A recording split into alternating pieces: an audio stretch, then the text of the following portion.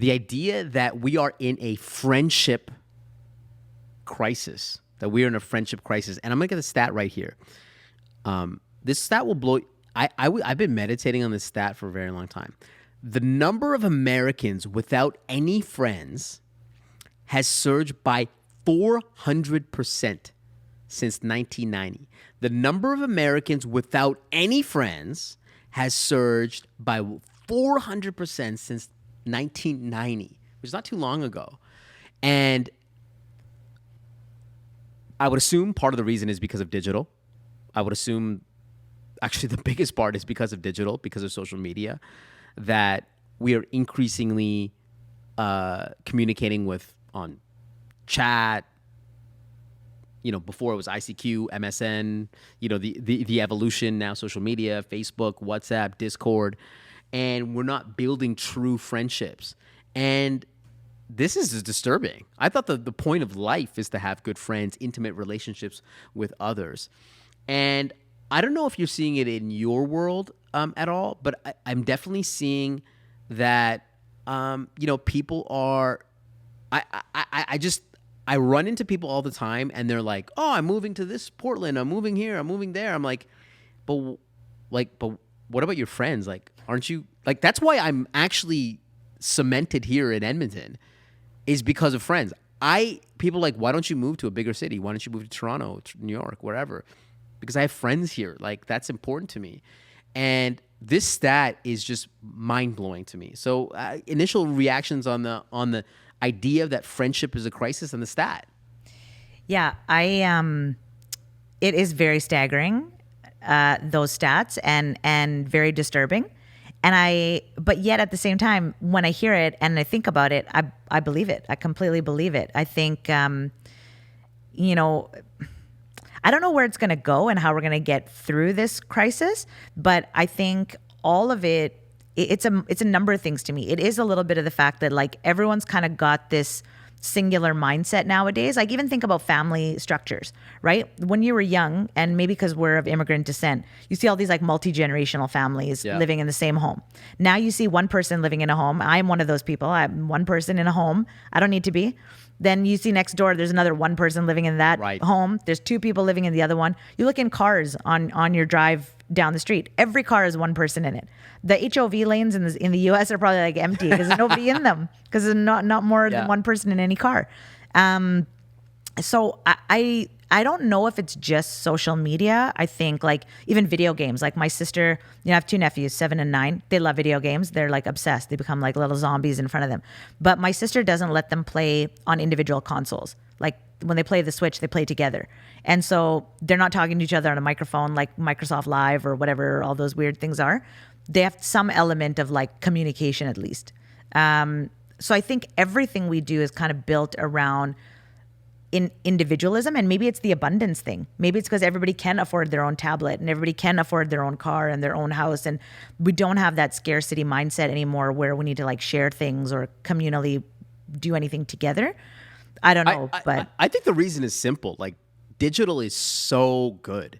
It's so addictive, and it blinds us from seeing the importance of like developing like deep intimate relationships with others. And just like put a phone in front of somebody and it's just unstoppable, right? Yeah. Like my mom. Yeah. And it's funny because if you look at our parents and you look at any generation, they're all addicted to their phone. Even though like my mother is not native to the phone, she's not native to the iPad, but she's still completely addicted to it, just like every other generation. Yeah. So it's just an unstoppable force. Yeah, I do agree with that, but I also think it's combined with abundance, because if everybody didn't have these devices, if they weren't ubiquitous, if everybody couldn't have all this access all the time, then they would be forced to have more lo-fi, low-cost relationships. Yeah. So I think that is still also a part of it. Do you think that this problem is deeper with men or women? Oh, I think it's both. Oh, okay. It might just be different formats for different genders, but I think it's the same. Yeah. Because I maybe it's because of the algorithm or whatever. I've been reading a lot about like male loneliness and the fact that more and more men don't have other male friends, and that's I think that's always been a problem. Okay. I think if you look at the way that men form and have conversations. sustain, yeah, right? It's different than women. Women are a little bit more, group based in everything. And I remember actually Jason Calacanis, I was listening to All In podcast Yep. one time, and they were talking about, maybe it was, no, okay, I don't want to quote that because I think it was a different podcast, but some podcast with a bunch of men as the hosts, they were talking about this idea that, You talk about every podcast. I know. Well, the funny thing is, it's either All In or Smartless. It was one of those. Yeah. But they were talking about the fact that men actually bond more when they go on like road trips, and it's because they don't have to look at each other in the car to be vulnerable and share Interesting. what they're talking about. Or like when they go for a walk or things like that, where they can actually focus on something else rather than on the other person. Whereas like women are totally comfortable Yep. sitting across from each other and having like a deep conversation about whatever. I would argue that I'm somewhere in the middle of both of those. I do kind of like, I think it can be unnerving to share a lot of things when you're like directly Yep. looking at someone and kind of being very vulnerable. That's really interesting. Yeah. So maybe for men, it's because they already started at a bit of a disadvantage when it comes to building these close relationships. Like I think things are changing again. Everything ebbs and flows and goes from a place of being one extreme to another. And I think with this new generation of boys being raised, I do see a lot of them and the way they interact with their fathers or their uncles or other male figures being a bit different than it was when we were kids. And so I think that's wonderful. I think it will continue to be like that. But it doesn't surprise me that the loneliness and the individuality skews male versus female. It's funny. It's funny you mention that because this past weekend I went to Canmore with a whole bunch of families. There was like 22 people plus kids, and we separated the girls and the guys to go to the Nordic Spa. So the guys all went to the Nordic Spa. We were all like, almost naked. We're like looking at each other, no phones. And it was the best experience ever, right? Like, it's just like you're experiencing something, you're vulnerable, like you're just, you can't do anything but chat.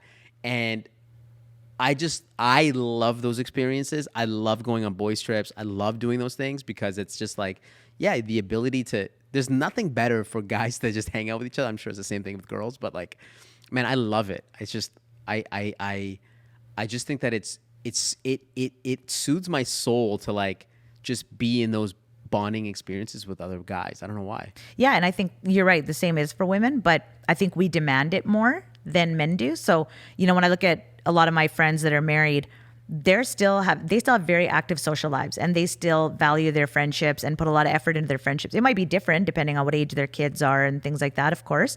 But they also demand it. Like they will tell their husbands, I'm going out with my girlfriends. Right. And the men are like, yeah, cool.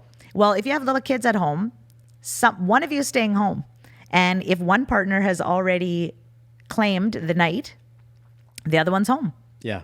And I think if men claim the same type of that social craving, then you'd have to figure it out. Right. But that's why I think boys' trips are important. I think girls' trips are equally as important. Yep. But even when you think about when guys go play golf together, like girls, we can do the same thing when we go for dinner, or because we do it more often. It doesn't need to be as long or as extreme of an event. It can happen all the time for us. A little bit more easily than maybe for men. Yeah. Well, I don't know what the solution is to this crisis, but I believe that it is a massive opportunity. I don't know what it is, like maybe getting more people in person, or just the ability to understand how to converse. Like maybe it's just like more foundational, which is, do you know how to have a conversation with someone else? Like, can you sit down with somebody and go to the spa for 5 hours and have a conversation? Like, I'm just curious with a younger generation to see if they're able to do this. I remember going on a stag a number of years ago, and it was a generation a little bit younger than me, and I was baffled. Like I literally had to go like for a number of dinners and be like, guys, we're on a trip. Like, can you guys drop the phone? Like I literally like put your phones in the middle of the thing, otherwise the person who picks it up has to pay, and it was wild. And I don't know if that's I don't want to disrespect the younger generation, but it's wild to see people not enjoying like 3-4 hours of conversation.